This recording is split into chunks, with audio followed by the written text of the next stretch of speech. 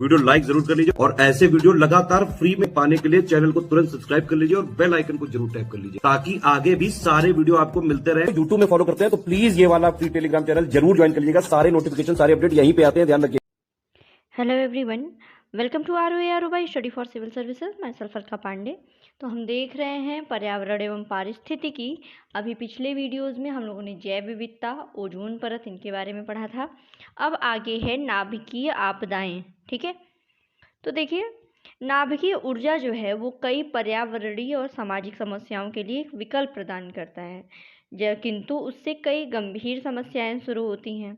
ठीक है, जो नाभिकीय ऊर्जा है वो फ़ायदेमंद तो है ही ऊर्जा के मामले में, और आपके जो जितने भी एक्सपेरिमेंट वगैरह हुए, रिएक्टर्स हुए, उसमें फ़ायदेमंद तो है, लेकिन जो इसका जो साइड इफ़ेक्ट है वो पर्यावरण को और सामाजिक समस्याओं को भी जन्म देता है।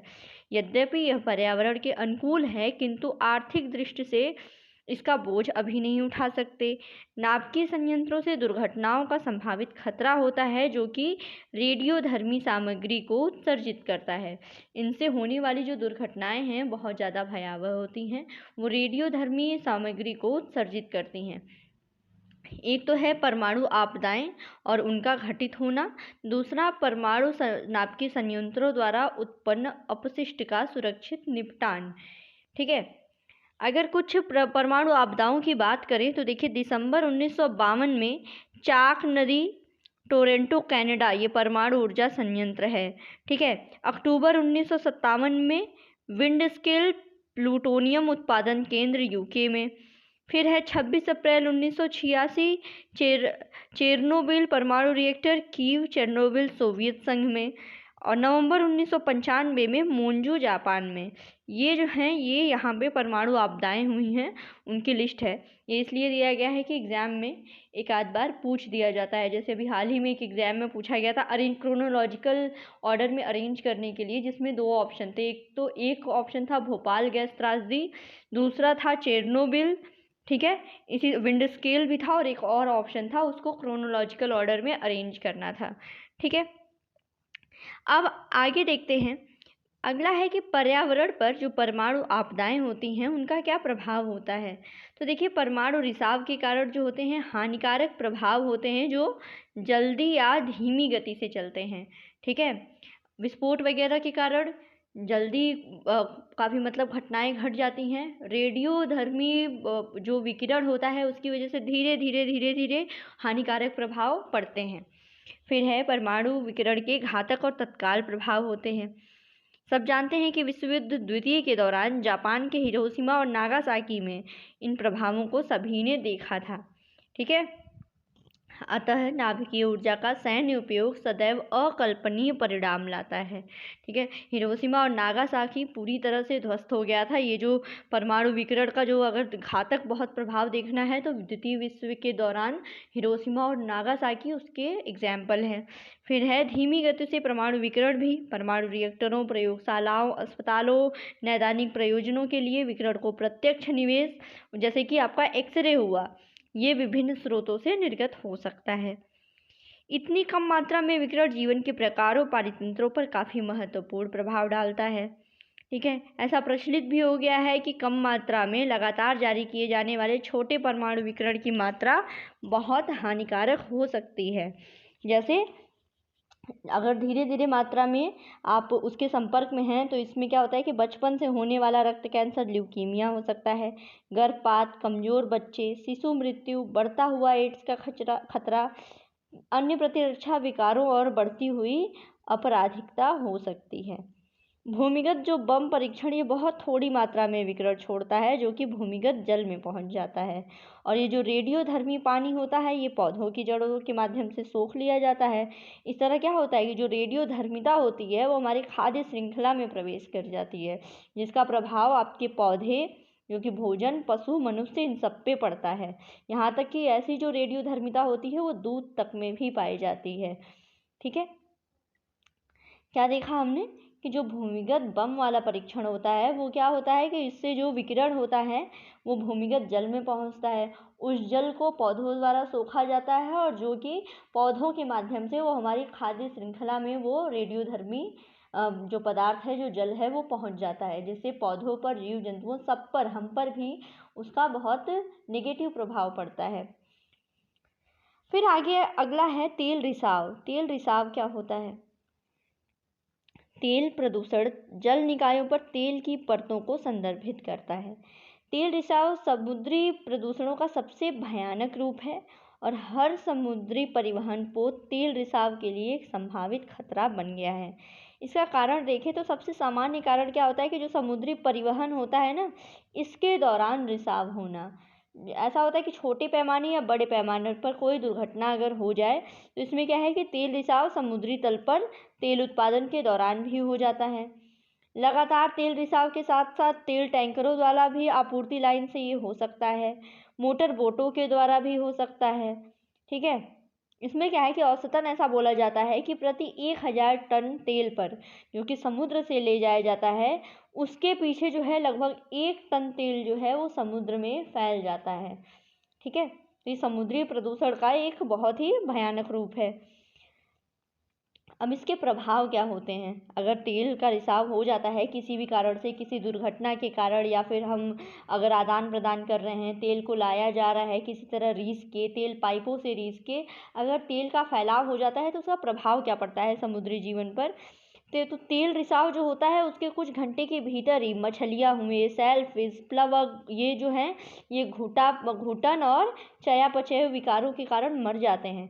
ठीक है, और तेल रिसाव के कारण एक दिन के भीतर पक्षी और समुद्री स्तनपायी मर जाते हैं। समुद्री जीवों की मृत्यु से समुद्री पारितंत्र पर गंभीर रूप से प्रभाव पड़ता है। तेल रिसाव से तो विष निकलता है, शैवाल वृद्धि, जो एल्गम बूम पर घुटन का प्रभाव हो जाता है। इससे क्या होता है कि जल निकायों में ऑक्सीजन की कमी होने लगती है, और ऑक्सीजन की फिर कमी अगर होती है तो भारी संख्या में मछलियों या सामुद्रिक जीवन की मृत्यु के लिए जिम्मेदार होता है। ठीक है, तो इसको देख लिया। जब तेल रिसाव इतना भयंकर वो है समुद्री प्रदूषण कि उसके कुछ घंटों के भीतर ही कुछ मछलियाँ हुई, सेलफिश, प्लवक, ये सब इनकी मृत्यु हो जाती है, और एक दिन के भीतर पक्षी और समुद्री स्तनपायियों की मृत्यु हो जाती है। ठीक है, जिससे क्या होता है, और क्या इसका प्रभाव है? इसका प्रभाव जो है शैवाल वृद्धि या एल्गल ब्लूम पर भी है। इससे क्या होता है कि इसकी वृद्धि होगी, फिर तल से ऑक्सीजन की कमी होगी, उसकी वजह से फिर भारी मात्रा में मछलियों, सामुद्रिक जीवन की मृत्यु। ठीक है, स्थलीय जीवन पर तेल का क्या, ये तो हमने समुद्री पर देख लिया, तेल फैलाव का प्रभाव अब स्थलीय जीवन पर।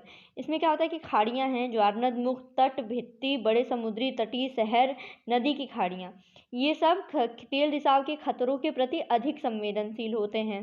जैसे कि जो भी मनोरंजन है, जैसे आपका तैराकी, नौका विहार, मछली इत्यादि पकड़ना, बेड़ों को चलाना, इन सब पर भी प्रभाव पड़ता है। ठीक है, बाकी पर्यटन और होटल व्यवसाय इससे गंभीर रूप से ग्रस्त हो रहे हैं। कई चीज़ें हैं, और देखिए जो मछलियाँ वगैरह होती हैं उनकी वजह से क्या होगा, फिर उनकी मृत्यु होगी तेल रिसाव के कारण, पॉल्यूशन फैलेगा, वो फिर जो है वो ह्यूमन द्वारा, हमारे द्वारा, पशु पक्षियों के द्वारा उनको खाया जाता है, उनका कंजम्पशन होता है। इससे क्या होगा कि पॉल्यूटेड जो हैं सारी चीज़ें हमारी खाद्य श्रृंखला में घुसेंगी, इससे प्रदूषण बढ़ेगा। ठीक है, बहुत सी चीज़ें हैं। हजार्डस वेस्ट देख लेते हैं क्या होता है।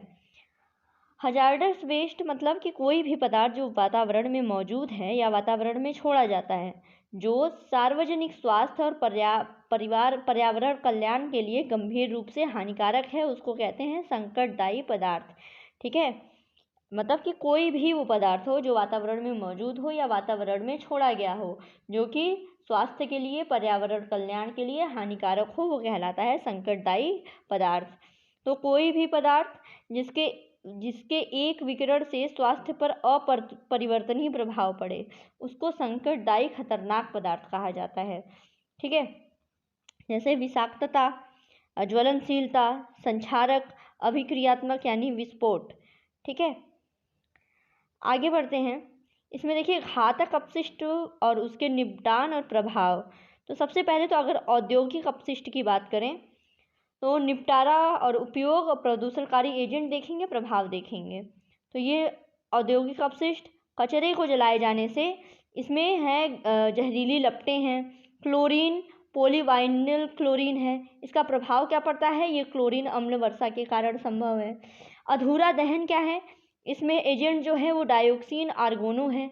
इसमें क्या होता है, कार्सिजेनिक यानी कैंसरजन्य इसका प्रभाव पड़ता है। जल निकायों में अगर निष्कासित किया जाए औद्योगिक अपशिष्ट को तो क्लोरोफिनोल, फ्लोरीन यौगिक, एल्डिहाइड, इन सब SO2 हुआ, कार्बन डाइऑक्साइड हुआ, पर्यावरणीय प्रदूषण के कारण है।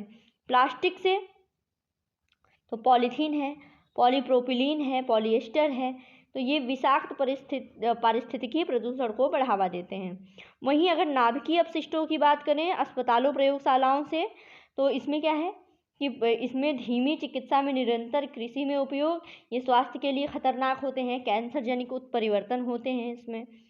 कृषि अपशिष्ट की अगर बात करें तो नाइट्रोजन अपशिष्ट के रूप में उपयोग, तो खाद्य गोबर में NO2 NO3, तो सब्जियों में एकत्र होना, और मिथेनोबेनेमिया साइनोसिस का ये कारण बनते हैं। ठीक है, अगर नाइट्रोसेमिन्स की बात करें तो अम्ल वर्षा में कैंसर जनितों का इसके योगदान में। N2O की बात करें तो हरित गृह प्रभाव है इसका। अमोनिया NH3+ की बात करें तो मवेशियों के प्रजनन से, जो कि इनका जलीय जीव पर भी प्रभाव है, कवक वृद्धि को ये बढ़ाते हैं, वनों में अपक्षय का कारण बनते हैं। अब आगे है कृषि से अपशिष्ट फास्फेट की अगर बात करें तो ये जलीय पर्यावरण को सुपोषित करना। ठीक है, वहीं जो है फाइटोसैनिटरी उत्पाद की अगर बात करें, कीटनाशक, पीड़ानाशक, कवकनाशक, शाकनाशी के रूप में, तो ये बहते जल के साथ मृदा में प्रवेश करते हैं, जलीय जीवन का प्रदूषित जल तालिका प्रभावित करता है, इसमें कैंसर जनित इत्यादि। वहीं मीथेन की अगर बात करें तो रूमिनेंट मवेशी, कार्बनिक पदार्थों का किण्वन, ठीक है, ये शक्तिशाली हरित गृह प्रभाव को इसका बढ़ावा देते हैं। ठीक है, तो ये हमने देख लिया हजार्डस वेस्ट के बारे में, अपशिष्ट पदार्थों के बारे में। तो इस वीडियो में इतना ही, आगे देखेंगे अगले वीडियो में। Thank you so much.